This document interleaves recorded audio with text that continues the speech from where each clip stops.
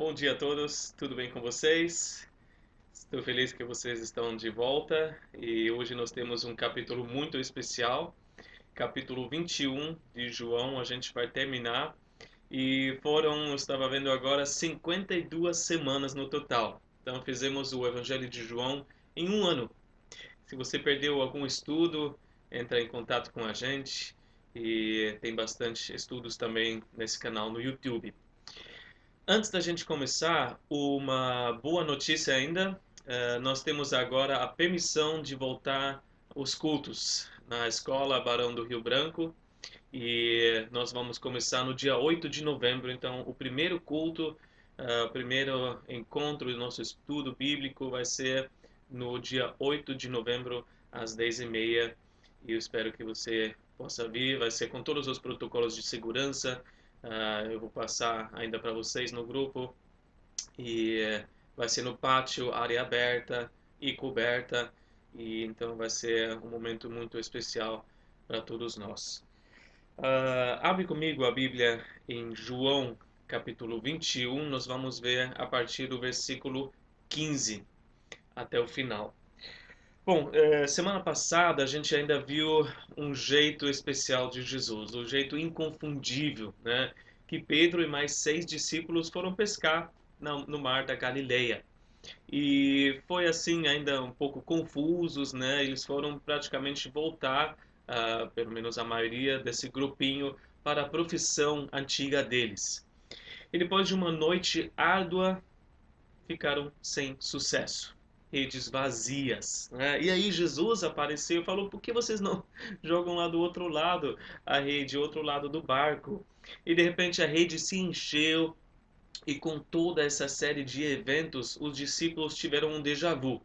É o Senhor, né? E eles reaprenderam a lição que só quando Jesus direciona a atividade deles, aí eles podem ter sucesso mesmo. E foi esse jeito inconfundível de Jesus que tirou todas as dúvidas que era ele mesmo, Jesus ressurreto. E então eles tomaram um café da manhã juntos ali na praia mesmo, e Jesus já tinha preparado tudo para eles. Hoje nós vamos ver como Jesus deseja usar o pecador perdoado novamente. Porque a gente sabe que Jesus pode perdoar todo pecador, qualquer pecador que se arrepende, né? Mas a gente tem, às vezes, mais dificuldade em acreditar que Jesus pode usar essa pessoa novamente também, né? Porque perdoar é uma coisa, né? Agora, estender a confiança outra vez requer mais ainda. Você pode imaginar uma pessoa que, né, precisa de perdão e de repente no mercado, né, um funcionário traiu a confiança do dono do estabelecimento, né, e pode até ser perdoado. Mas uma outra coisa é confiar nesse funcionário de novo, é continuar dando responsabilidade para esse funcionário depois que ele se arrependeu. Mais ainda se foram várias traições, né? Repetidas traições.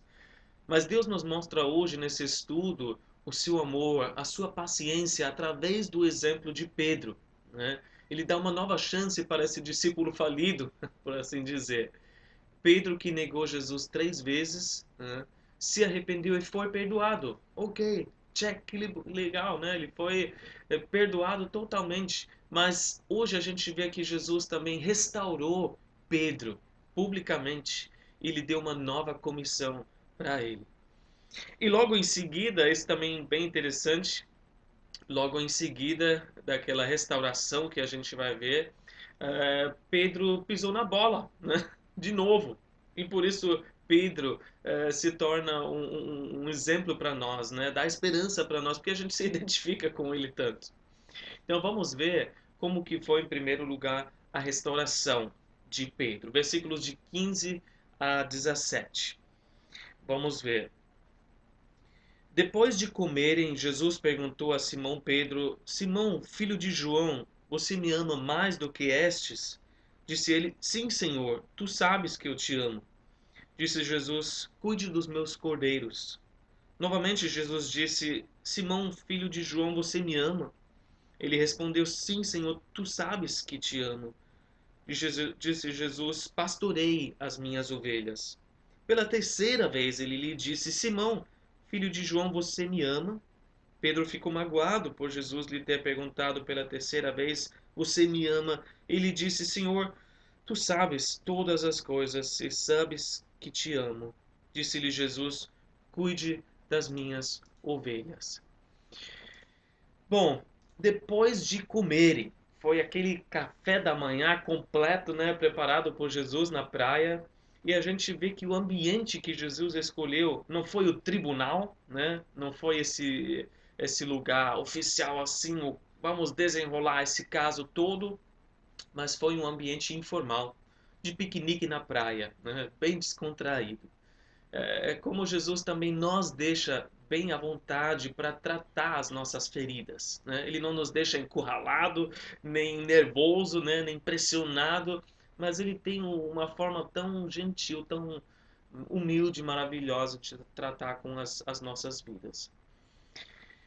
Jesus chamou então Pedro, né? Vem cá, Pedro. Vamos conversar, mas foi na presença dos discípulos, né? Os outros também estavam ali, né? De repente ainda comendo.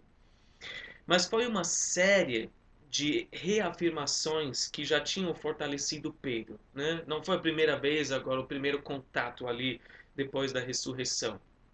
Aliás, até antes da morte de Jesus, Jesus já deixou promessas para Pedro. Em Lucas 22, 31 e 32, nós lemos que Jesus disse: Simão, Simão, Satanás pediu vocês para peneirá-los como trigo, mas eu orei por você, para que a sua fé não desfaleça. E quando você se converter, fortaleça os seus irmãos.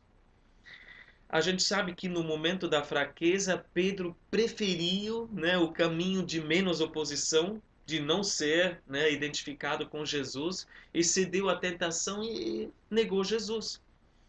Jesus sabia que isso ia acontecer, não foi novidade para ele, mas ele deixou Pedro avisado: você vai passar por um perrengue, você vai, né, ter várias dificuldades aí nesses próximos dias, mas foram três promessas que ele deu. Primeiro, eu orei por você. A oração de Jesus estava garantida para ele, que a fé dele não desfalecesse. E embora ele tivesse sido infiel, né, ele não deixou de crer em Jesus. A outra promessa foi da superação dessa falha, dessa negação. Porque ele falou: quando você se converter, não se um dia, mas quando você se converter. Então ele iria se arrepender, ele iria dar a volta por cima. E a terceira promessa nesses versículos é que ele seria restaurado, que ele seria usado novamente. E que ele falou: fortaleça os seus irmãos. Pedro foi usado grandemente para fortalecer os seus irmãos depois que ele foi restaurado. Ele se tornou um grande pilar na igreja primitiva. Ele escreveu duas cartas, né, que a gente tem aqui no Novo Testamento. Então foi usado grandemente para encorajar e fortalecer os irmãos. Não foi apenas essas promessas, né, esses versículos que a gente viu agora antes da morte de Jesus, mas também o que reafirmou que Jesus não tinha acabado com ele foi uma atenção especial logo depois da ressurreição. E a gente lê no Evangelho de Marcos 16, versículos de 6 e 7. Vocês estão procurando Jesus, os anjos falando para as mulheres, o Nazareno que foi crucificado. Ele ressuscitou, não está aqui. Vejam o lugar onde o haviam posto. Vão e digam aos discípulos dele e a Pedro. Digam aos discípulos dele e a Pedro. Imagina Pedro ouvindo essa mensagem das mulheres. Ele tinha se enfiado no buraco mais profundo que tinha, né? Devastado, com vergonha, não podia mais apresentar sua cara ali na frente dos discípulos, não queria saber mais. Ele precisava dessa reafirmação de Jesus. Fala para todo mundo, e tenho certeza que falem para Pedro. E com certeza as mulheres falaram isso, né? Imagina ele sabendo: ele não acabou comigo, eu ainda sou o discípulo dele, ele não desistiu de mim, depois de tudo que eu fiz, apesar de tudo. Essa foi a segunda reafirmação. E a terceira foi um aparecimento em particular com Pedro no dia da ressurreição. Nós lemos em Lucas 24:34 que ali os discípulos que tinham ido para Emaús voltaram falando e dizendo: é verdade, o Senhor ressuscitou e apareceu a Simão. E Paulo também fala em 1 Coríntios 15:5 que ele apareceu a Pedro. A gente não sabe como que foi essa conversa, o que eles conversaram ali. Mas também tem coisas tão particulares entre o discípulo e Jesus, né, que deve ficar entre os dois. Mas a última coisa que Pedro tinha visto, você se lembra? Era o rosto desfigurado de Jesus olhando para ele, essa cena particular, né? Na cruz também pode ter visto, né, de longe, mas foi o rosto desfigurado de Jesus olhando para ele com amor e compaixão enquanto ele estava sendo arrastado para o sumo sacerdote Caifás. Foi esse, com certeza, os olhares se encontrando ali, a última coisa que Jesus lembra, que Pedro lembra de Jesus. E Pedro chorou amargamente depois disso. E por isso ele precisava dessa série de reafirmações, principalmente depois que ele tinha negado Jesus. Talvez a sua infidelidade também tenha traído a confiança de Jesus, e talvez repetidas vezes. Mas e agora? Você pode ter dúvida a respeito de como Jesus está pensando sobre você. Será que está com raiva, está zangado? Mas Pedro nos mostra que ele não fala, eu não quero nem ver a sua sombra. Estou com raiva, não quero falar com você. Não. A gente vê que Jesus vem com esse jeito misericordioso e quer perdoar as nossas falhas. E com esse jeito gracioso com que ele quer nos usar novamente. Então a gente vê que Jesus vem para restaurar Pedro. Só que essa restauração não é igual o perdão, né? É um outro processo. É um processo que requer uma conversa franca, né? O perdão é a decisão de não lembrar mais a ofensa. Nunca é fácil o perdão, né? A gente só pode perdoar porque Jesus nos perdoou. Mas é uma coisa que tem um efeito imediato, né? Uma vez decidido, eu vou perdoar. E não é sentir, né? Porque em relação aos sentimentos, elas podem continuar bagunçados, né? Depois de você decidir perdoar alguém. Porque a pessoa ofendida, né, principalmente, ainda tem essa memória. Mas ela, uma vez que ela decide não exigir esse pagamento, né, a retribuição pela ofensa ou guardar rancor, o que acontece? Em relação ao perdão, o efeito é imediato. Uma vez que o perdão é liberado, os dois, tanto o ofensor como a pessoa ofendida, saem da prisão, estão livres. Então vem imediatamente uma vez que a pessoa decide. E uma vez que Jesus decidiu perdoar, né? Ele sempre quis perdoar as nossas falhas, por isso Jesus veio, né? A gente vê que o perdão é imediato, mas a restauração demora mais, é um tratamento na raiz do problema, né? Isso requer encarar suas falhas, encarar as causas dessas falhas. É algo mais profundo, é você se humilhar, é você sondar o seu coração, é deixar que aperta onde está doendo ainda. E geralmente isso não acontece de forma imediata. Isso demora mais. É como um osso quebrado que precisa colar primeiro. Você deixa ele enfaixado, né? Isso demora. E exatamente essa palavra é interessante que Paulo usa em Gálatas 6:1 quando ele fala de restauração. Ele fala, irmãos, se alguém for surpreendido em algum pecado, vocês que são espirituais deverão restaurá-lo com mansidão. Mas cuide-se, porém, cada um para que também não seja tentado. Então vocês deverão restaurá-lo com mansidão. E o original ali fala de, né, juntar os ossos, as duas partes, para que possam colar, né, de um osso quebrado. Demora mais tempo. Não é como o perdão que é liberado uma vez que se toma essa decisão. Mas Jesus é esse perito em restauração. né? Ele sabe fazer as perguntas certas, ele sabe como lidar com cada um, ele tem essa paciência imensa, como uma pessoa que, sabe, as pessoas que gostam de restaurar carros velhos. Tem que ter uma paciência para achar as partes, né? Para a parte mecânica, para juntar. Não deu certo, desmonta, monta de novo. E ter essa visão, né? Saber como usar de novo esse carro. Mesmo quando todo mundo fala, eu não vejo jeito para esse carro, né? Ninguém dá nada para esse carro. E mesmo assim, aquele colecionador pega e restaura. E se a gente pensa nas pessoas, às vezes a própria pessoa não consegue enxergar como que vai ser possível ser restaurado, porque se afundou tanto. Perdoado talvez, mas restaurado jamais. Mas Jesus sabe como, e a gente vê o exemplo de Pedro para nós dar esperança também. Como que foi com Pedro?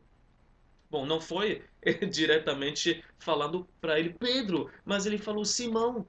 Simão, filho de João. Simão era o nome antigo. Antes que foi, né, transformado, foi dado o novo nome de Pedro, que quer dizer pedra, né? Essa nova identidade que ele recebeu. Não, é Simão, filho de João. Ele se lembrou imediatamente da sua origem, quem ele era antes de ser chamado por Jesus. E Jesus, praticamente falando, você agiu como um velho homem, Simão. Você não agiu segundo a tua nova identidade. E exatamente isso que a gente faz quando a gente peca, não é? 2 Coríntios 5,17 diz que nós somos uma nova criação se nós estamos em Cristo. Mas quando a gente peca, a gente deixa esse velho homem voltar, né? Seguindo os desejos pecaminosos da nossa carne. É isso que aconteceu com Simão, né? Porém, Pedro. E a gente viu então nessa conversa, né? Nessas 3 vezes que Jesus pergunta, uma ligação direta com a negação.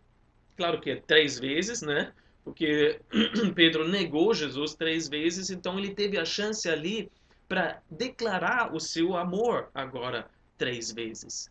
Mas também foi num ambiente parecido, porque a última vez que Pedro se aqueceu numa fogueira foi ali no pátio do sumo sacerdote. Foi ali quando ele negou Jesus. Então, tudo estava realmente ajudando para ele lembrar daquela situação e repensar aquilo que aconteceu. E aí Jesus vem com as 3 perguntas sobre amor. Sobre amor, porque essa sempre foi a questão, né? Você me ama. Desde Adão, você me ama, né? Todos tiveram que responder essa pergunta. Jesus não vem falando, você sabe o que você fez? Né? Você está arrependido mesmo? Você promete fazer isso nunca mais? Não, Jesus fala, você me ama. Porque esse é o maior mandamento. Mateus 22, 37 diz, ame o Senhor, o seu Deus, de todo o seu coração, de toda a sua alma, de todo o seu entendimento. Esse é o primeiro maior mandamento. Jesus pede em primeiro lugar um coração. Ele quer o nosso coração. Não em primeiro lugar a nossa obediência, né? Mesmo que isso tudo seja importante, o arrependimento, votos, a conduta é importante. Mas em primeiro lugar ele pede um coração, porque o seu coração está no lugar certo, o resto é consequência. Assim como Jesus falou em João 14,15, se vocês me amam, obedecerão os meus mandamentos. A obediência vai ser uma consequência do nosso amor. E aí, depois veio Agostinho e falou, você pode resumir tudo nessa frase, ame a Deus e faça o que você quiser. Por quê? A pessoa que ama, né, ama aquela pessoa, não quer ferir aquela pessoa. Vai fazer de tudo para ser uma bênção para essa pessoa, para fazer aquela pessoa feliz. Então, uma pergunta sobre amor, e a primeira das 3 ainda inclui uma comparação. Mais do que estes, né? Você me ama mais do que estes. Aí as pessoas, né, no decorrer dos séculos perguntaram, mas o que será? O que foi? São os discípulos ou será que são até os peixes, né? Alguns acreditam que sejam os peixes. quer dizer, você me ama mais do que estes, mais do que a sua profissão, mais do que o sucesso que eu posso te dar. Você está pronto para deixar tudo para trás? É válido pensar, porém, faz muito mais sentido incluir os discípulos nesse estes, porque Pedro tinha enchido a boca, né? Ele se elevou acima dos outros discípulos. Mateus 26:33 diz: ainda que todos te abandonem, eu nunca te abandonarei. Pedro provavelmente batendo, né, no peito. Mesmo que os outros, não posso garantir por ele, mas eu jamais. Né? E Jesus queria saber se ele ainda estava se exaltando daquela forma.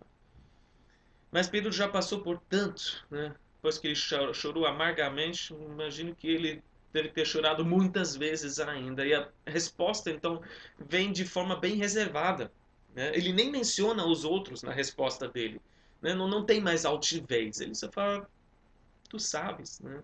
Não preciso fingir, não preciso ser hipócrita, tu sabes, Senhor. E agora a gente precisa voltar ao original, porque para nós é tudo você me ama, eu te amo, você me ama, eu te amo. No original tem várias, né, várias palavras para no grego, né, para a palavra amar. Nesse texto são duas palavras diferentes.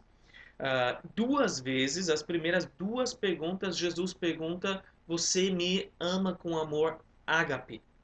Ágape é o amor de Deus, o amor perfeito, o amor que se dá, o amor não egoísta. E Pedro, todas as vezes, ele responde com a palavra fileu. Eu te amo com o amor fileu, que é o amor fraternal. Ele está falando praticamente: você sabe que eu gosto muito de você, eu sou o teu amigo.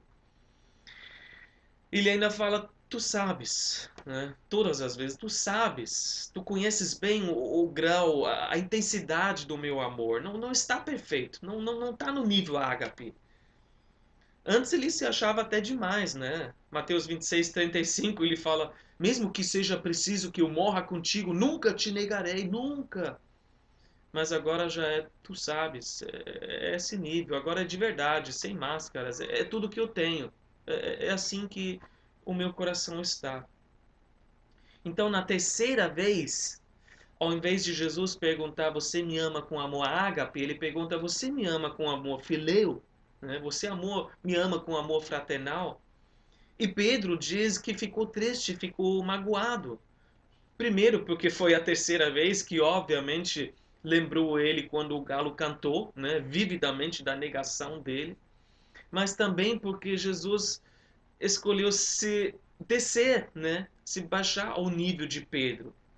E essa insuficiência do próprio coração, do próprio amor, fileu, mas era tudo que ele podia oferecer naquele momento. Mas você imagina ele falando, eu gostaria de te amar com amor ágape, mas fileu é tudo que eu tenho agora.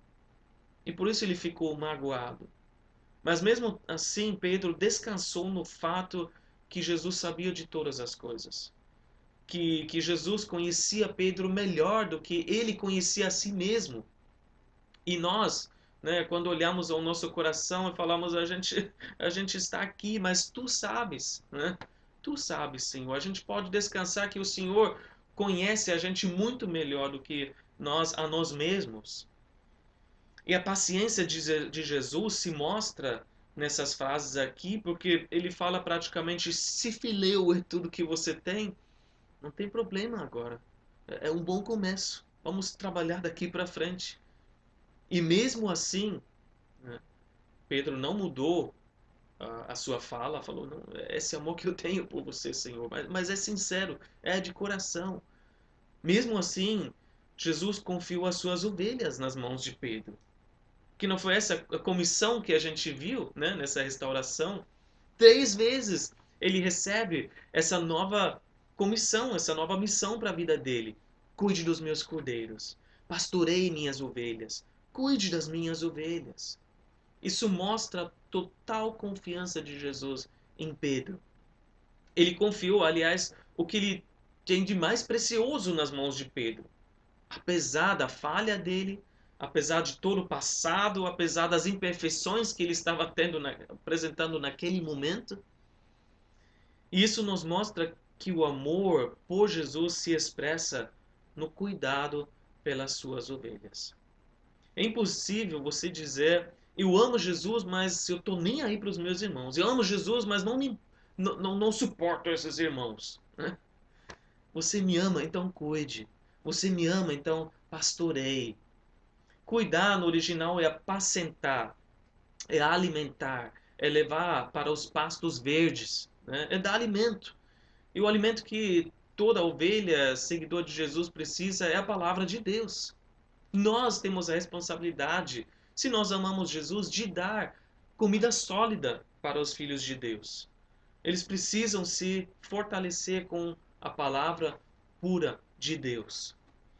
E a outra palavra que ele usa, pastorear, essa é cuidar, acompanhar, né, guiar, proteger. E ter o coração do pastor, do bom pastor, que deixa até os 99 para ir atrás de uma ovelha perdida. Que daria a sua própria vida, né, em favor e para proteger as ovelhas. Então Pedro aprendeu essa lição. Amar Jesus não é agredir os inimigos com a espada, né, cortando orelhas, mas é cuidar dos irmãos. Cuidar dos irmãos. E você pensa, eu não sou pastor, então isso não se aplica a mim. Mas não precisa ser pastor de uma igreja. Pergunte quem são as tuas ovelhas. Quem são as ovelhinhas que Deus deixou confiado nas suas mãos? Começa na família. São os próprios filhos, talvez, as suas ovelhinhas. Né? Os seus sobrinhos, talvez netos. Os irmãos em Cristo são esses que Jesus fala, cuide deles, pastoreie eles. Mas talvez você acha que se tornou inútil por causa das falhas na sua vida. Depois que você pisou na bola, pensa que Jesus deve estar desapontado comigo. Mas Pedro nos mostra que não. Se você se arrependeu, ele quer te usar de novo para cuidar dos teus irmãos. Então entra nessa conversa franca, entra nesse processo de restauração, porque certamente Jesus quer te usar de novo. Vamos agora continuar. Depois disso, Jesus revela mais ainda a Pedro aqui, versículos 18 e 19. Digo-lhe a verdade, quando você era mais jovem, vestia-se e ia para onde queria, mas quando for velho, estenderá as mãos e outra pessoa o vestirá e o levará para onde você não deseja ir. Jesus disse isso para indicar o tipo de morte com a qual Pedro iria glorificar a Deus. E então lhe disse: siga-me. Na época em que João escreveu, né, Pedro já tinha morrido. Mas a história também nos diz que Pedro morreu crucificado. Pedro foi crucificado durante a perseguição que se levantou por Nero em Roma. Ele foi levado onde ele não desejou ir. As mãos deles foram estendidas numa cruz. É um detalhe que a história nos dá, que ele não quis morrer como seu mestre. Ele se julgou não digno de morrer como Jesus, crucificado assim como ele. Então o que ele pediu? Para ser crucificado de cabeça para baixo. E assim Pedro, o grande Pedro, morreu. Essa morte ele tinha desejado, de certa forma, achava que estava pronto, né, para ela antes de Jesus sofrer. Mas essa morte então foi concedida a ele depois que Jesus tinha morrido e ressuscitado. Só depois que Jesus pagou o preço pelos pecados, então Pedro poderia glorificar Jesus através da sua morte. E dessa vez ele tinha até a promessa, né? Que ele não iria dar para trás, mas que ele seria fiel até o fim. Foi essa a profecia que Jesus deu para ele. Mas se a gente pensar, o que isso faz com uma pessoa? Saber a forma da sua morte, né? Com certeza você fica bem alerta aos sinais que acontecem, né? Uma cruz, né? Se a gente entende que ele também tinha entendimento disso, né? Vai ser uma cruz. e acho que a minha morte já está chegando, né? Eu estou chegando em Roma, tem um monte de romano ali, né? Ou várias coisas acontecendo, ele pensando, será que esse é o meu fim? Né? Porque Jesus já falou como seria. Mas não importa como Pedro iria sair dessa terra, né? O mais importante era o quê? Siga-me. Era ele seguir Jesus no presente, no agora, não olhando para o futuro. Quando que eu vou morrer? Né?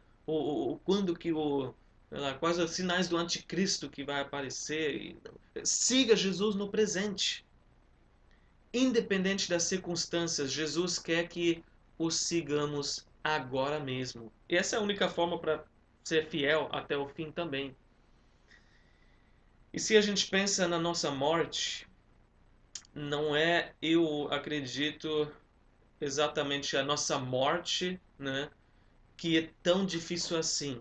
A nossa morte para Jesus uma vez, né, a gente morre uma vez, mas vai acontecer uma vez só. Né? A gente vai conseguir passar por essa morte, essa passagem dessa vida para a vida, né, sem o nosso corpo limitado, na presença de Jesus. É a nossa passagem. Mas eu acredito que seja muito mais difícil a nossa morte diária, né? Ou, vamos dizer, viver para Jesus. Né? Porque nós morremos todos os dias para a nossa carne, para o nosso ego, para nossos direitos, né? Nossos desejos, para nós mesmos. É o que Paulo falou em 1 Coríntios 15, 31. Todos os dias enfrento a morte. Eu morro todos os dias.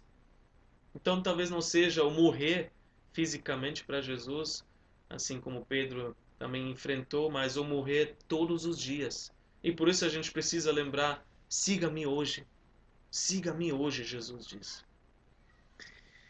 E agora, Pedro, né, poderia sair daqui de cabeça erguida, mas Pedro também ainda é Pedro, né? Ainda é Simão Pedro. Versículos de 20 a 23.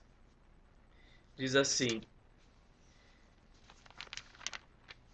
Pedro voltou-se e viu que o discípulo a quem Jesus amava o seguia.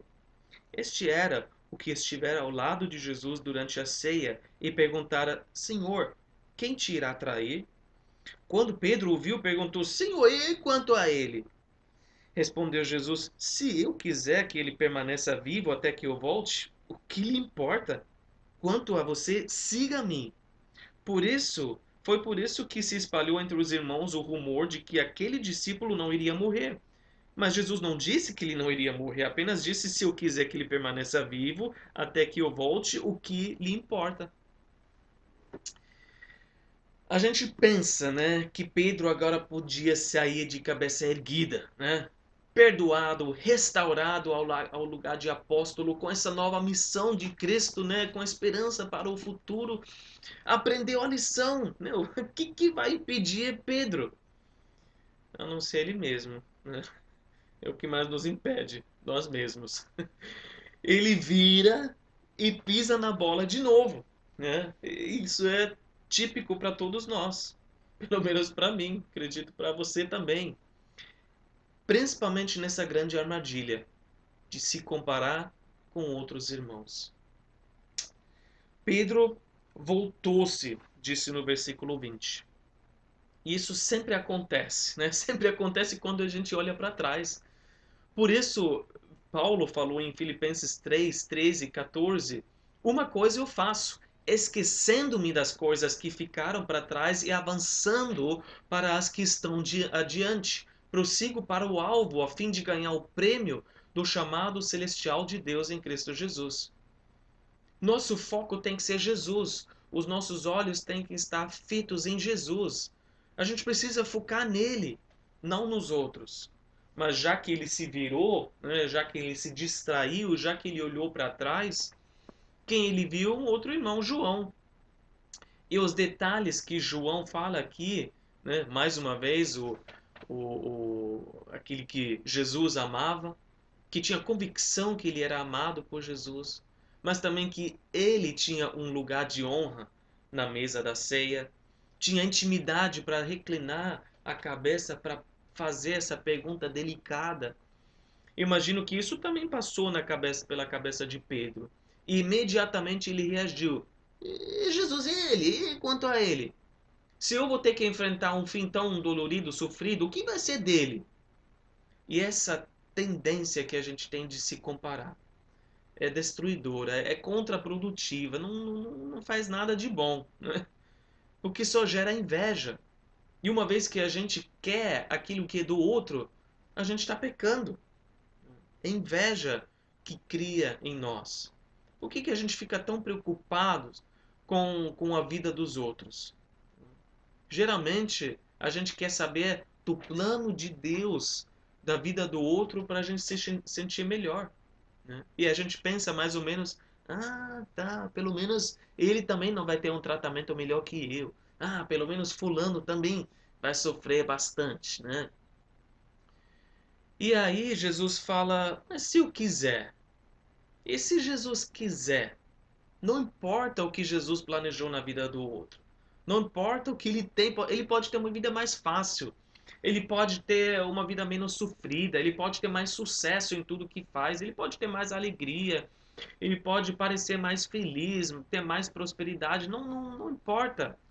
Não pense nisso, né? Em outras palavras, esquece. Não é da sua conta. É isso que Jesus fala. O que te importa não é da sua conta. Jesus tem um plano individual para cada um de nós. Para mim é outro que para você. Para você é outro do que do outro irmão. Paulo falou em Romanos 14:4. Quem é você para julgar o servo alheio? É para o seu senhor que ele está de pé ou cai. E ficará de pé, pois o Senhor é capaz de o sustentar. Então Jesus faz com o seu servo, né, com o servo dele, o que ele quiser. Não é você que decide. E se Jesus quiser ser gracioso com esse servo, quem é você para julgar que ele não merece, né? Então, vamos parar de nos comparar, parar de julgar os outros. E Jesus ainda fala: se eu quiser que ele fique até que eu volte, tá?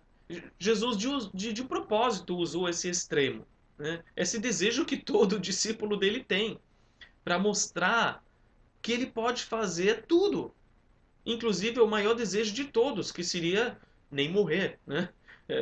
De ser arrebatado, né? E nem precisar passar pela morte física. E é bem capaz que a nossa geração realmente experimente isso, né? Que a gente vai ficar até que ele volte, até que a igreja dele seja arrebatada. Mas talvez não seja isso que ele vai fazer, mas ele pode, né? Agora, obviamente, a gente está numa geração que os sinais estão muito mais, né? Não precisa cumprir mais nenhuma profecia para isso acontecer. João, né, já não estava tão perto assim. Nós estamos. Mas Jesus não falou que João ia ficar até aquele dia. Porém, depois disso, houve, né, surgiu esse rumor, esses rumores que João não ia morrer. Mas ele deixa claro, inclusive nesse apêndice, nesse último capítulo do livro, ele fala, gente, não é isso que Jesus falou. Ele deu uma hipótese, né, para deixar claro essa lição para Pedro. Mas imagina os irmãos, né, como não entenderam isso quando olharam para a vida de João. Quando os romanos julgaram ele no óleo quente e ele não morreu. Aí foi banido para Patmos. Então, ali ainda estava vivo o último dos apóstolos, sobreviveu todos e não morreu ainda. Eles olhavam assim, ó, João ainda está vivo. Então, Jesus não voltou ainda, né? Mas Jesus pode voltar a qualquer hora. Ele já está 90, 91 anos, acho que Jesus já volta logo. Mas foi por causa desse rumor, não por causa daquilo que Jesus realmente disse. Porém, mais uma vez, a segunda vez, a gente vê a resposta para Pedro. Siga-me. Você siga-me. O nosso foco não deve ser os outros, mas sim Jesus. Não se preocupe com o plano de Deus na vida do irmão. Tenha certeza que você está no centro da vontade de Deus. Tenha certeza que você está sendo fiel a Deus, com tudo para que Ele te chamou, com tudo que Ele confiou nas tuas mãos. tenha certeza que você está cumprindo a vontade de Deus. Independente das pessoas ao seu redor que fazem ou que deixam de fazer, você siga Jesus agora, no presente. E a igreja precisa ouvir isso também. Nós, como igreja, precisamos confiar que Deus vai encaixar tudo, né? Porque todos nós, cada um individualmente, recebeu dons do Espírito Santo que a gente deve usar. E na medida em que a gente usa os dons, o corpo cresce, porque Deus dá o crescimento. Mas não é para a gente olhar para lá e para cá, você não está fazendo nada, você não está usando os seus dons. Você está usando os seus dons? Você está seguindo Jesus com tudo que Ele te deu? A igreja tem que ser como uma orquestra, né? Cada instrumento toca a sua parte. Tem ali a partitura, né? A pessoa lê, e a responsabilidade do maestro de conduzir todos para criar uma música, uma sinfonia. O trompete não está e não deve estar preocupado com o violino, se está tocando certinho ou não. A flauta não deve se preocupar com o tambor, se vai entrar na hora certa. Não, presta atenção na tua partitura. Né? Seja fiel com aquilo que Deus te deu. E o maestro, o Senhor vai dar o crescimento e vai criar ali uma harmonia, uma sinfonia, uma sintonia maravilhosa. E João termina falando assim, versículos de 24 a 25. Este é o discípulo que dá testemunho dessas coisas e que as registrou. Sabemos que o seu testemunho é verdadeiro.